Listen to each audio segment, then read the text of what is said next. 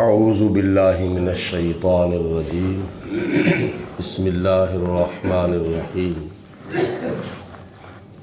کسی زمانے میں کوئی بادشاہ تھا، کسی علاقے کا دورہ کرنے کے لیے آیا تو راستے کے اندر ایک منظر دیکھا کہ ایک بابا جی ہیں، وہ کچرے کے ڈھیر کے اوپر ہاتھ پھیر رہے ہیں جیسے بندہ کوئی چیز تلاش کرتا ہے۔ تو بادشاہ کہتا ہے بابا جی آپ کیا کر رہے ہیں؟ تو بابا جی کہتے ہیں کہ میں یہاں اپنا رزق تلاش کر رہا ہوں۔ بادشاہ نے پیچھے سے ہاتھ کر کے اس طرح ایک ہیرا نیچے گرا دیا۔ تو وہ بابا جی ہاتھ پھیرتے پھیرتے جب اس ہیرے کے پاس آئے تو ہاتھ کے اندر وہ ہیرا آ گیا۔ تو بادشاہ خود چلا گیا۔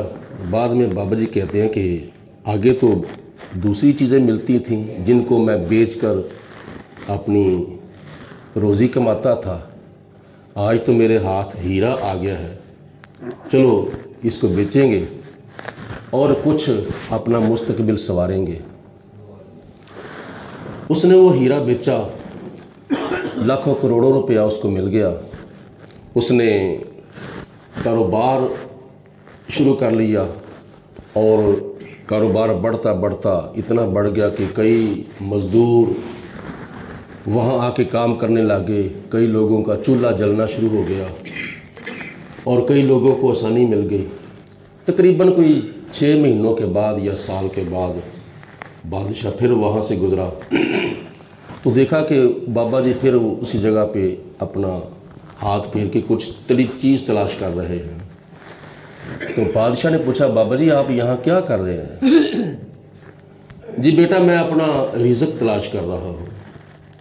تو بادشاہ کہتا ہے میں نے تو سنا ہے کہ آپ لاکھوں کروڑوں پتی ہیں اور آپ کے ماتحت بہت سے لوگ کام کرتے ہیں، تو آپ یہاں اپنا رزق تلاش کر رہے ہیں؟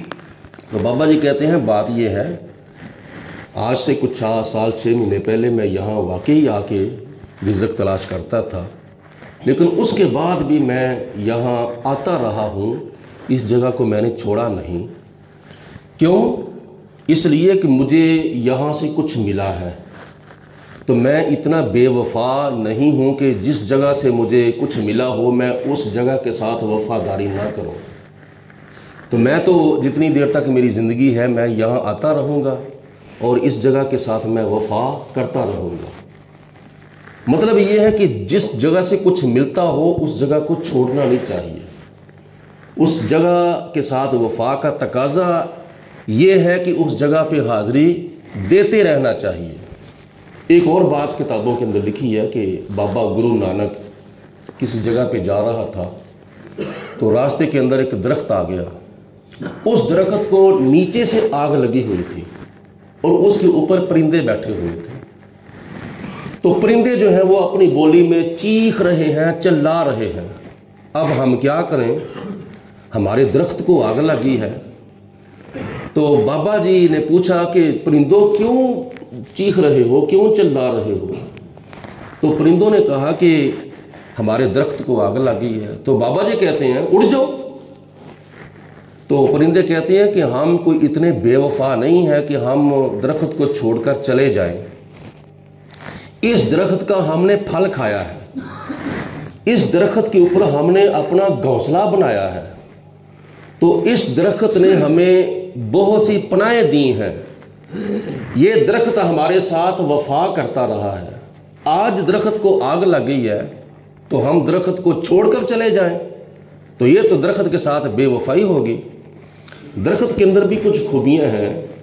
درخت پہلے نمبر پر تو چھاؤں دیتا ہے اور دوسرے نمبر پر اگر بارش آ جائے تو درخت کسی حد تک بندے کو بارش سے بھی بچاتا ہے، اور تیسرے نمبر پر درخت جو ہے وہ نیچے کھڑے ہونے والوں کو گرمی سے بچاتا ہے، اور چوتھے نمبر پر درخت پھل دیتا ہے، اور 5ویں نمبر پر پرندوں کو گھونسلہ بنانے کے لیے پناہ دیتا ہے۔ یہ درخت کے اندر خصوصیات ہیں۔ تو وہ پرندے کہتے ہیں کہ ہم بے وفا نہیں بننا چاہتے، اگر درخت جل رہا ہے تو ہم بھی یہاں اس کے ساتھ جلیں گے. ہم چھوڑ کر چلے جائیں تو پھر یہ درخت کے ساتھ بے وفائی ہوگی. میرے بات کرنے کا مطلب یہ ہے کہ والدین کو اولاد مرتے دم تک کیوں نہیں چھوڑتی؟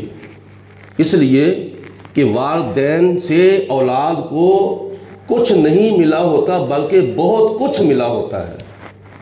اسی طرح شاگرد کو استادوں کے قدموں سے بہت کچھ ملا ہوتا ہے. تو مسجد سے نمازیوں کو، محلے داروں کو بہت کچھ ملا ہوتا ہے.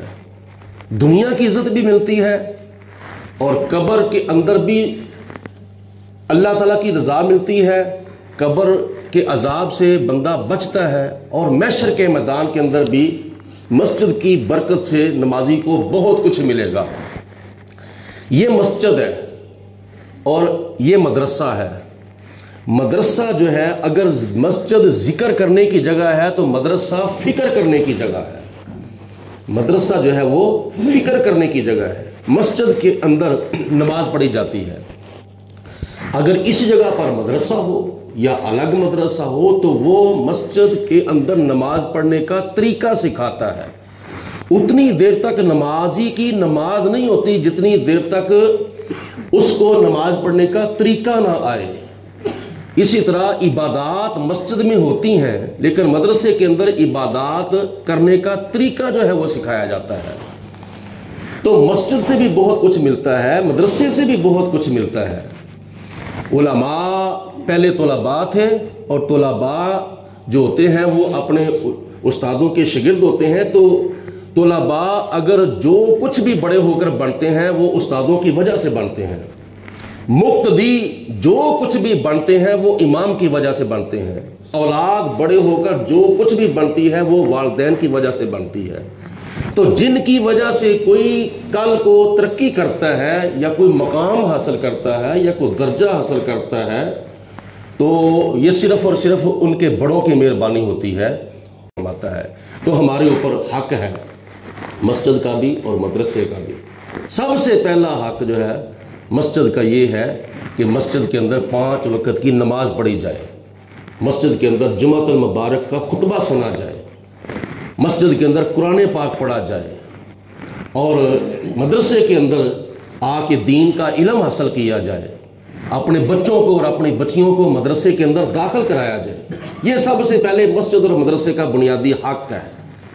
اور اس کے بعد پھر مخیر حضرات اپنی خیرات کے ذریعے، اپنے صدقات کے ذریعے، اپنے عطیات کے ذریعے اور اپنے تحائف اور اپنے ہدیات کے ذریعے تعاون کریں گے. اللہ پاک ان کو دنیا کے اندر بھی فراخیاں عطا فرمائے گا اور قبر کے اندر بھی اور حشر کے اندر بھی بے شمار خدا تعالیٰ ان کو مہربانیاں عطا فرمائے گا. یہ نبی پاک علیہ الصلوۃ والسلام نے حدیث پاک میں اس کی بہت فضیلت بیان فرمائی ہے کہ مسجد جو ہے یہ پورے محلے کی اگر عزت ہوتی ہے تو پھر یہ مسجد کوئی بے وفا جگہ نہیں ہے. بلکہ حدیث پاک میں آتا ہے کہ جب نمازی حضرات قیامت کے دن اپنی قبر سے اٹھیں گے تو ان کو اب پل صراط کا راستہ طے کرنا پڑنا ہے. تو وہ حضرات پریشان ہوں گے کہ اب باڑ سے باریک ہے، تلوار سے تیز ہے اور 40,000 سال کا یا 70,000 سال کا راستہ ہے. تو بڑے بڑے لوگوں کے لیے ذرائع اور اسباب اللہ تعالیٰ وہاں لائے گا.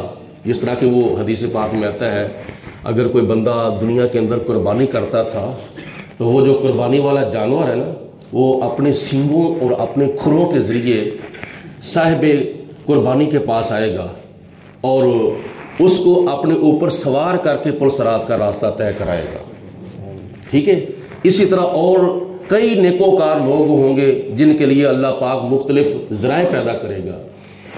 جن لوگوں نے مسجد کو آباد کیا تھا اپنی نمازوں کے ذریعے، اپنے سجدوں کے ذریعے، اپنے رکوع و سجود کے لیے، اپنے مال کے ذریعے، اپنی دولت کے ذریعے، اپنے وقت کے ذریعے جن لوگوں نے مسجد کو آباد کیا تھا حضور علیہ الصلوۃ والسلام فرماتے ہیں کہ اللہ پاک ان کے لیے وہ مسجدیں کشتیوں کی شکل میں متشکل کر کے ان کے پاس بھیج دے گا، اور وہ کشتیوں کے پر سوار ہو کر پرصراط کا راستہ قیامت کے دن طے کریں گے۔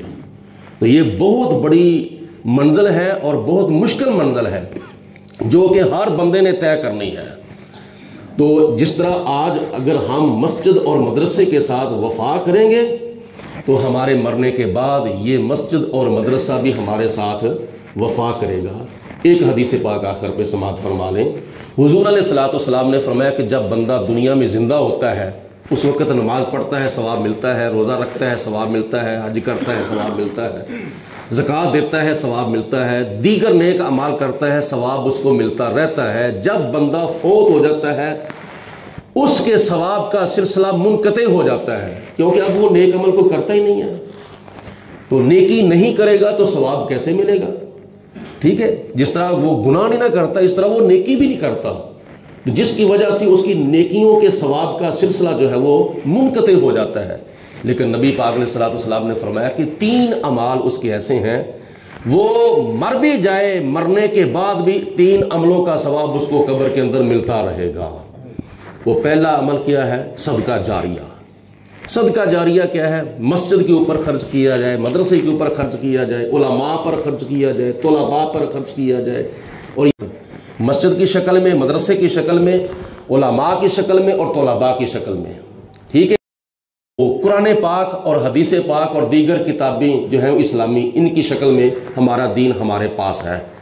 تو اگر ان کا قرب حاصل کیا جائے تو سمجھو بندہ دین کے قریب ہے۔ اگر ان سے دوری اختیار کرے گا، مسجد سے دوری، مدرسے سے دوری، علماء سے دوری، طلباء سے دوری، قرآن پاک سے دوری اگر اختیار کرے گا تو سمجھو وہ میں دین کے قریب نہیں بلکہ میں دین سے دور ہوں۔ تو جب بندہ دین سے دور ہے تو وہ خدا کے قریب کیسے ہوتا ہے؟ چاہے جتنی مرضی تسبیحاں پھیری ہے، جتنے مرضی نفل پڑھی ہے، تو جو بندہ ان سے دور ہے وہ خدا کے قریب کیسے ہو سکتا ہے؟ تو حضور علیہ الصلوۃ والسلام نے فرمایا دوسری چیز جو ہے وہ نیک اولاد ہے۔ نیک اولاد اگر اس کو نیکی کی طرف لگا جائے والدین، تو جتنی دیر تک اولاد اس نیکی کی طرف لگی رہے گی والدین کو اولاد کے ایک ایک سانس کا ثواب جو ہے وہ قبر کے اندر پہنچتا رہے گا۔ اور تیسرے نمبر پر علم نافع۔ اگر کوئی استاد اپنے شاگردوں کو قرآن پاک پڑھا جاتا ہے، حدیث پاک پڑھا جاتا ہے، تو اس کے شاگرد 2 4 5 10 100 50 جتنے بھی ہیں وہ اس سیکھے ہوئے علم کے اوپر عمل کرتے رہیں گے، شاگردوں کو بھی ثواب ملے گا اور استادوں کو بھی ثواب ملتا رہے گا۔ یہ 3 چیزیں جو ہیں یہ مرنے کے بعد بھی ان کا جو ثواب ہے وہ قبر کے اندر بندے کو پہنچتا رہتا ہے۔ تو کوشش کریں آپ جتنا زیادہ ہو سکے صدقہ جاریہ کریں اپنی نیک کمائی میں سے، اور دوسرے نمبر پر اپنی اولادوں کو، بچوں کو، بچیوں کو دین کی طرف زیادہ سے زیادہ لگائیں، ان کی تربیت کریں۔ اور تیسرے نمبر پر آپ کے پاس ایک آیت کا بھی علم ہے، حدیث پاک کی ایک روایت کا بھی علم ہے، تو وہ اپنے کسی نہ کسی مسلمان بہن بھائی کو ضرور بتائیں تاکہ تیرے بتانے سے اس کے علم کے اندر اضافہ ہو اور وہ اس کے اوپر عمل کرے، اس کو بھی ثواب ملے اور تجھے بھی ثواب ملتا رہے۔ اللہ عمل کرنے کی توفیق عطا فرمائے۔ وآخر دعوانا ان الحمد للہ رب العالمین۔ صلاۃ و سلام علیکم۔